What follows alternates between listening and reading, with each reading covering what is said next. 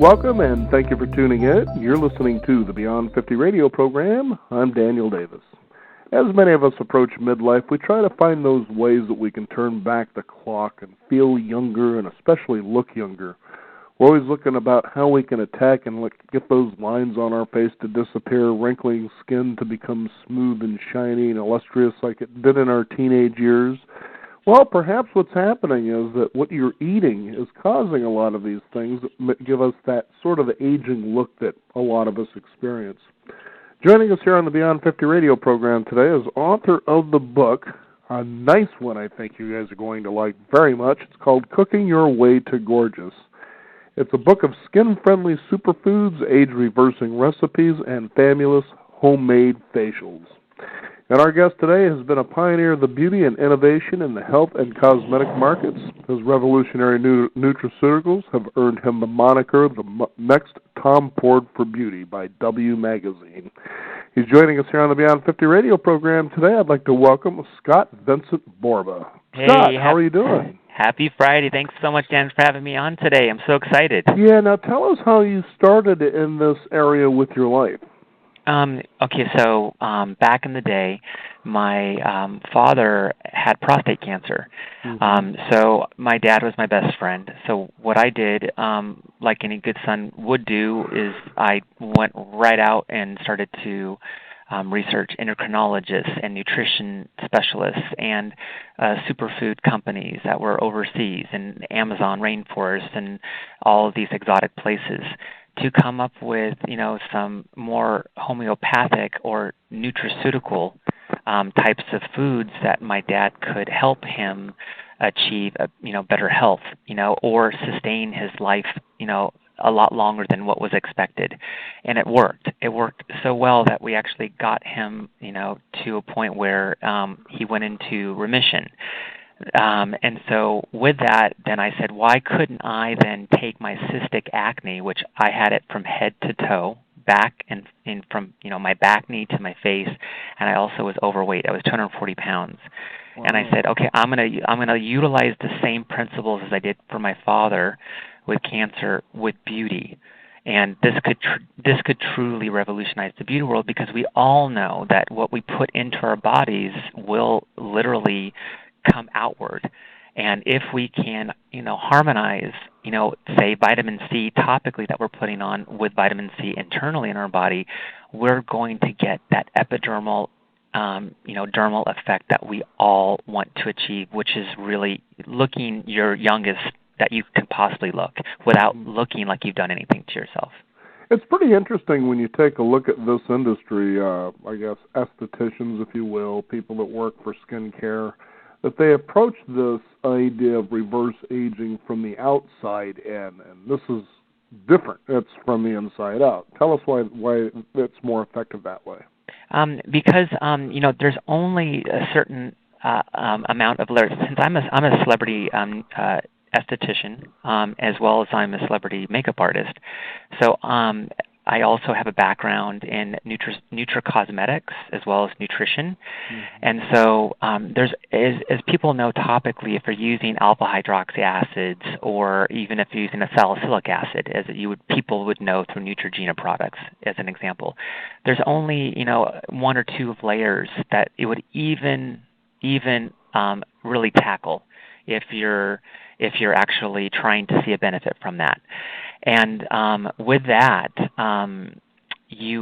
that when you're eating something, if you're taking proper vitamins, your omegas, your antioxidants, your skin will literally glow.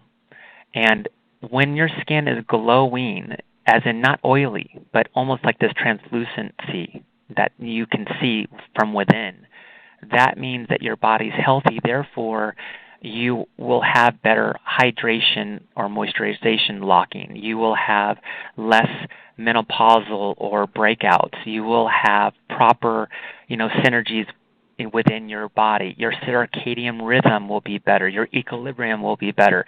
With a host of all those things working in harmony together, you not only look younger, but you also will feel younger. And it is a proven fact from so many different universities, as well as I made it now a whole category within the health and beauty space as it is today, and truly it is the best way to approach any skincare problem, if it's eczema or if it is, like I said, cystic acne. It's the best way to attack it inside. Mm-hmm. Now, what kinds of things have you seen turn around as you approach this from a dietary standpoint? From a turnaround standpoint, mm-hmm. If you could help me define turnaround. Well, okay, so you talked about eczema, okay? Like, for instance, wrinkly skin is something that aging people definitely want to turn around. I mean, we don't want to look like we're just shriveling up, but those kinds of things, yeah. Actually, when I initially launched the category of nutraceuticals out in 2004 into the industry, I looked at what you would call need gaps, right? What do most Americans or just humans around the globe experience from a skin challenge? To your point, you just mentioned two. One is aging. That's the number one. And that's associated with lines and wrinkles and, elasticity challenges, hyperpigmentation, all those things. Number two, which is very important and prominent, is, acne. And acne is associated also to rosacea, folliculitis barbae, which is ingrown hairs and associations to that. Number three would be firming the skin, so tonality, resiliency, silhouette. We're talking cortisone levels from your waist. I call it the muffin top, or the bingo arms. Type as I call it. With is the extra sagging effect underneath the arms. And then the fourth category, to your point, also too, is replenishing the skin, which is the dry, sensitive skin challenge customer, which leads it into extreme cases, which is eczema, psoriasis, or even dandruff. So those are the really big need gaps, and if you address those, then you can pretty much have a kind of a cornucopia of picking and choosing. If you have, because most people just don't have one; they'll have a couple of them, or like I have all of them, and so you can kind of like make your own concoction, which will best suit you. Mm-hmm. And the nice thing about approaching it the way you have in your book, Cooking Your Way to Gorgeous, is that, a diet adapts individually to each person because the body will use and implement, what it needs. Oh, absolutely. That is such a great way. Now, there is and what's so funny, Daniel? My book just went #1 right after the Katie Couric show. I was so happy. So obviously people understand this or getting it, type of thing. It's took me so many years to educate, right? Because people are like in the Eastern European markets, Asia specifically, or even say like India, this is common, right, for society. In America, with our traditional like McDonald's type of philosophy, eating well or even putting nutrition back into your body is not something that is just a common behavior. But even more importantly, we've conditioned America to take like these compressed supplements, kind of like the big vitamin companies out there. When I say compressed, it's like if you look at your vitamins and they look hard and they're like solid, and they're not in a gel cap, they're not in a capsule, they're not in a liquid or in a syrup or serum or even a gummy. And those compressed tablets will not absorb or break down as fast, or sometimes not at all. When you have a nutraceutical in your body, it's more bioavailable, so it gets into your bloodstream faster, gets through the system where it needs to go faster. And to your point, whatever your body typically, and if it's formulated right, whatever your body needs will take in, and to your point, whatever it doesn't, it'll exhaust. So that's a perfect example of it. Mm-hmm. Well, and it's interesting, too, because when you talk about how you were saying in other countries, they pretty much do this. This is a way of life, but perhaps here in America, we really don't. And it's also the way that we look at food, here in America. We tend to look at it as it's fuel for the body, that we don't take an approach a lot of times that food should be a celebration to be enjoyed, that sort of a thing. And so we, at times, in almost a hypnotic state, go out there and eat just so we can fill the gap, so to speak. I totally agree with you. And to build on what you're just saying there, with the trip that really did it for me was going to Japan and, meeting, shamans and talking to them about what they would use, for the different concoctions. But really, when I went to a sake factory and I saw all these older men, working with the actual, sake and, kneading it in their hands in these big, huge barrels, right? But then when they took their hands out of the barrels, their hands looked like they were 12, but their faces were like 100. And if that isn't a testament, right, of them drinking it every day as well as putting their, hands in it as the inside-out approach, I don't know what is. And that is just like, it's known. When you go to Amazon rainforest, right, and you're talking about the acai berry, I brought that. I was one of the first to bring that into America.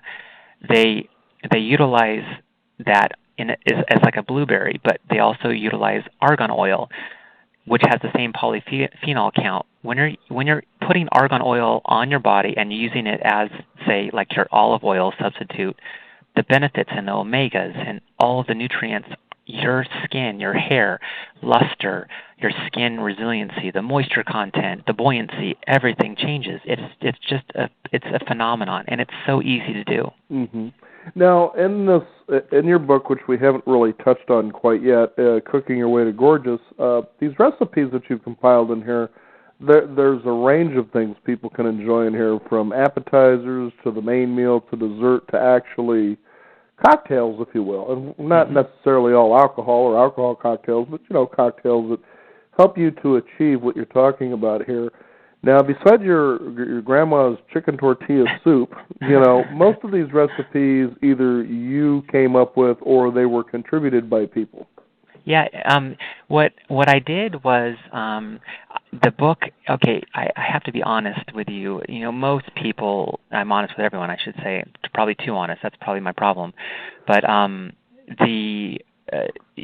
when people look at me, they always think that my diet consists of only like blueberries and salmon. They're like, it's like, and I'm like, no, that's not how I eat, type of thing. I like what everyone else likes, type of thing. So my cookbook, I want all of your listeners to know that it's kind of like a hybrid between, like, if you like Barefoot Contessa, and all those wonderful, tasty dishes, that's exactly what's in the book. But what I've done for the reader is I have dosed out the active ingredients from a food perspective in each recipe, so you're going to get the benefit without knowing it. Kind of like putting, pureeing, Brussels sprouts, right, into potatoes, so your kids don't know they're getting the vegetables. It's the same thing, and you're going to be getting, awesome mac and cheese, with my iron skillet mac and cheese. You're going to get amazing cornbread, jalapeno cornbread. You're going to get, like you said, a cocktail like my favorite one, which is my strawberry jalapeno cocktail,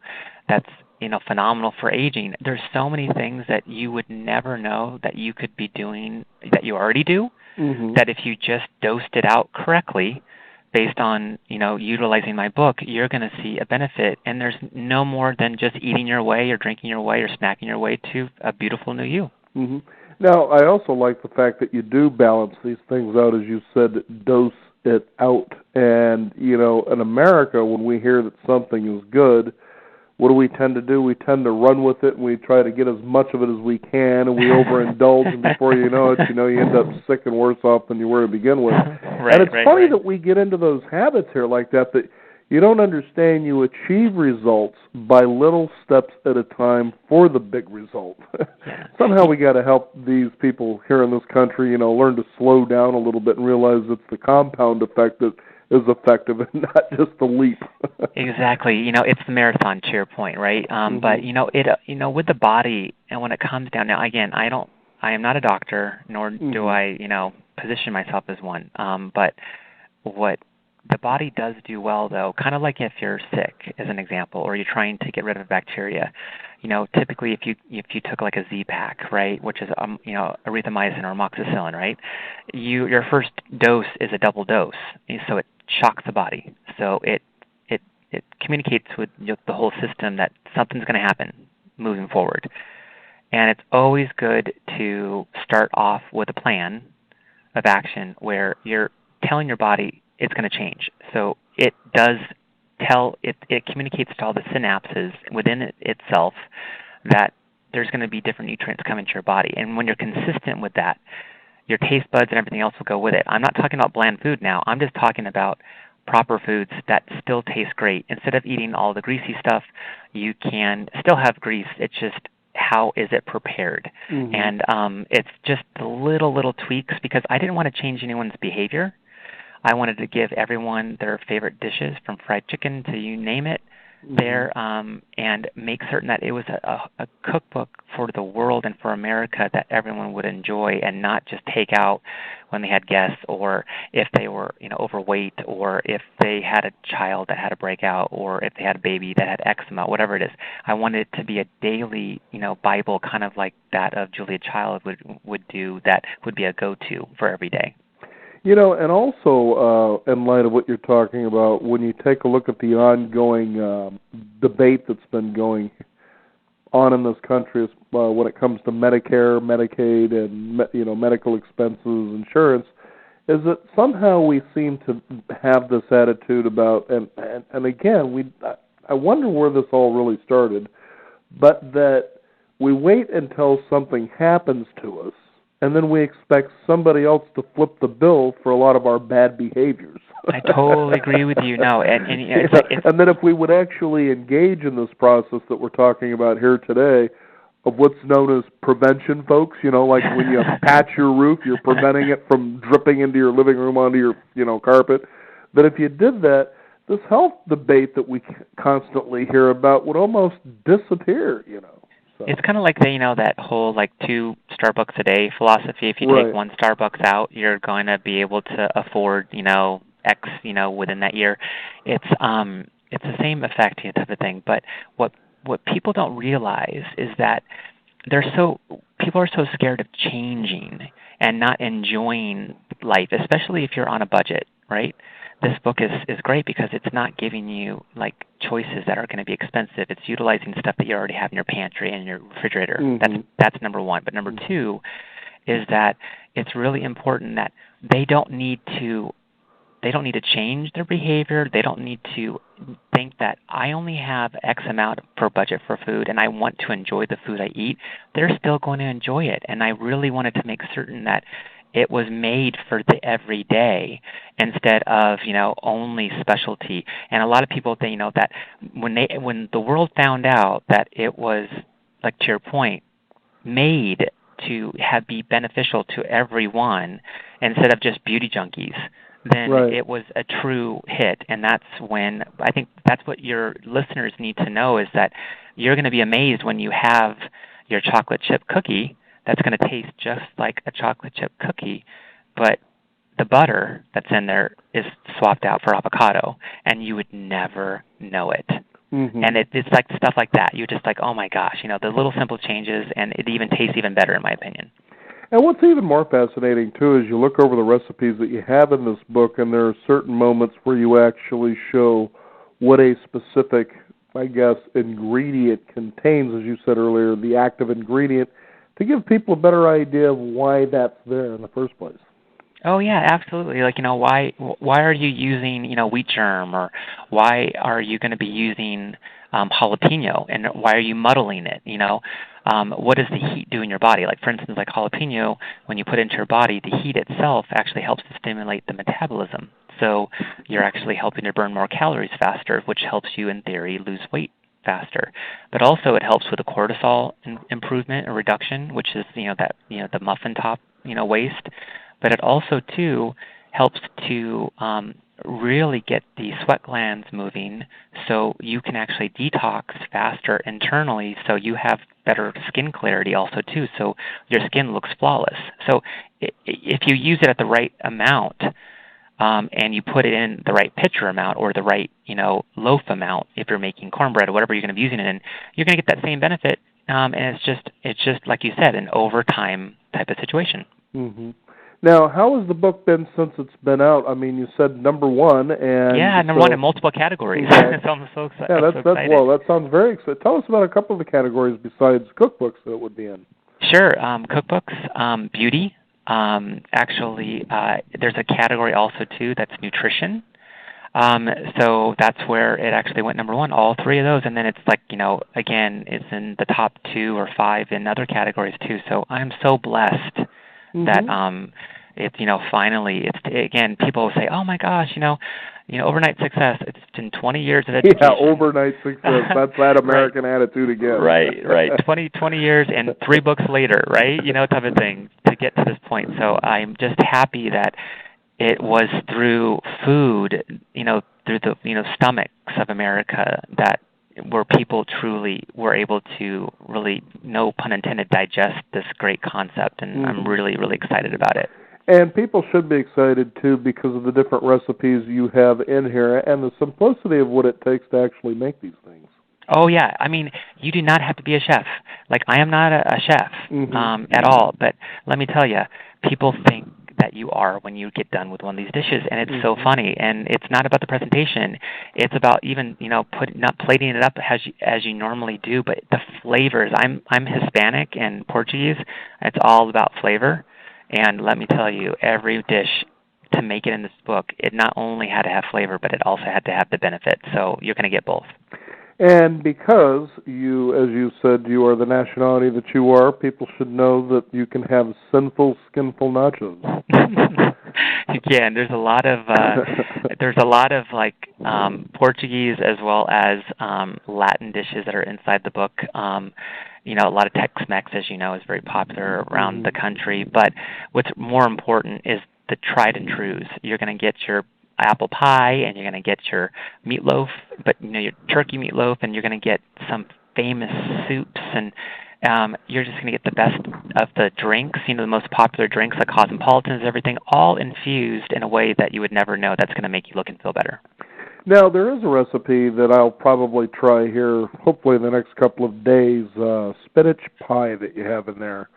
And the reason is there was a time that I was actually helping out. This was many, many years ago when I was in the bartending business.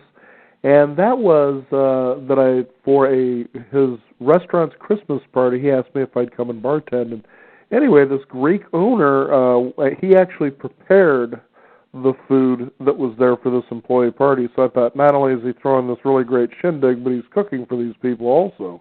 You don't hear about that too often when it comes to business owners. But one of the things that he prepared, and I kept wanting to get the recipe from him, and not that he avoided me, I just probably didn't follow through enough, was a spinach casserole. I mean, this thing was loaded with spinach. But I was kind of curious, in the recipe it calls for milk or soy milk. Would it be okay to kind of take another step and maybe consider like almond milk or coconut milk in there? Oh my gosh, absolutely. Okay. Almond milk would be my preference. Right. But coconut milk might give it. It might actually change the whole flavor palette of it too much. But if you wanted, say for instance, I always say use instead of using Splenda, I say use Truvia, because Truvia is a natural, substitute for sugar. And I say that if you didn't want to use that, of course you can use other versions. If you don't want to use like whole milk or cream, which are high levels of lactic acid, then there's soy, which is isoflavonoids. But to your point, if I had to be asked if you didn't want to use soy or use milk, then almond milk would be the next step. Okay. Yeah, and the reason I wanted to bring that up is a lot of times, you're seeing a lot of these gluten intolerances and now dairy intolerances, and there's probably good reason behind that because of the big GMO debate and the fact that the animals that produce milk, are pumped full of steroids and antibiotics and you name it, and so, that's all going into us and a good reason for these allergies. But I would suggest to people that almond milk or even coconut milk, but almond milk is a great substitute. It's a lightly sweet milk, but, making that change wasn't all that hard. I've actually cooked with it, things like cornbread, homemade cornbread, and it actually is amazing the kind of flavor that enhances the food itself by just that simple change, and you don't miss anything. Exactly. The way it comes out, nothing is really missed, and so that's why I wanted to ask about that specific recipe. And also, too, just as a little side note to what you just said, if people want to use, say, a substitute like almond or soy or something like that, to offset that flavor that you normally would get with traditional milk, or cream, which are in the cookbook as primary ingredients. Mm-hmm. You just need to add a little bit of salt to it, Okay. and that will cut down the sweetness level and kind of equalize it. And to your point, it will act and feel and look and taste just like the regular. Yeah, yeah. It's exciting stuff, and you've prepared all of these meals yourself. Yes. Oh my gosh. And you know what? And let me tell you, there's been over a weekend, right? Yeah. And let me tell you, I have a large family, and everyone has an opinion, especially in my family. So there was many debates, type of thing. So there's a lot of love in here, and every recipe was vetted out, by, if not everything by myself, but also lots of loving people in my life. So these are all recipes with lots of love. Oh, fantastic. Now, Scott, is there a website people can find out more about your book and the kind of work that you do? Absolutely. You can go to my official website, which is www. And it's my full name. It's so easy. It's Scott, S-C-O-T-T, Vincent, V-I-N-C-E-N-T, Borba, BORBA.com, ScottVincentBorba.com. And there you can find all of my books.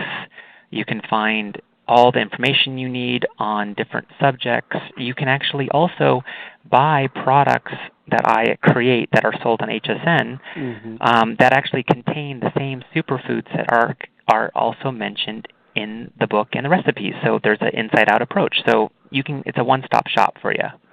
Now, before you go here, there was one thing that really caught my eye here in the book when I was going through it the other night, and that is talking about the alleviation of bad breath for people. Not that I have it. Halitosis. Yeah, it was papaya, and then you also mentioned pineapple was another one too. And I thought to myself, okay, there's two things that people could use besides brushing their teeth and so forth.